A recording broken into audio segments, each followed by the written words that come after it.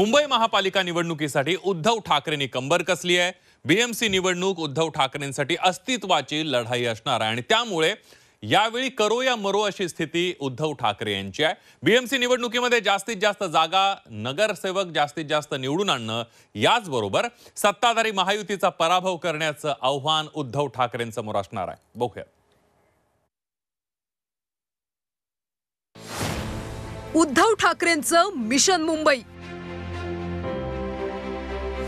BMC निवडणुकीसाठी ठाकरेंची तयारी। मुंबई मनपा राखण्यासाठी ठाकरेंनी कंबर कसली। विधानसभा निवडणुकीत शिवसेना उद्धव बाळासाहेब ठाकरे पक्षाचा दारुण पराभव झालाय। पुढच्या काही दिवसात मुंबई महापालिकेची निवडणूक जाहीर होणार आहे। विधानसभेची पुनरावृत्ती बीएमसी निवडणुकीत होऊ नये यासाठी उद्धव ठाकरेंनी आतापासून कंबर कसली आहे।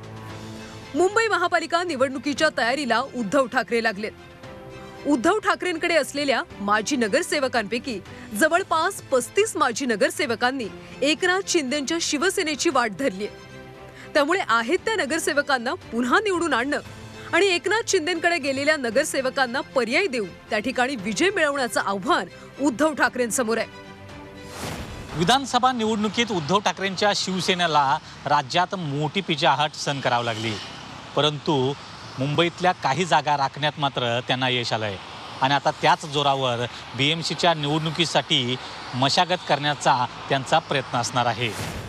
उद्धव ठाकरेंनी बीएमसी निवडणुकीसाठी रणनीती तयार केली। हिंदुत्वाचा मुद्दा मुंबईकरांपर्यंत पोहोचवण्याचा प्रयत्न ठाकरेंचा राहणार आहे। हिंदुत्व सोडल्याच्या आरोपांवर योग्य तो प्रतिवाद केला जाणार आहे।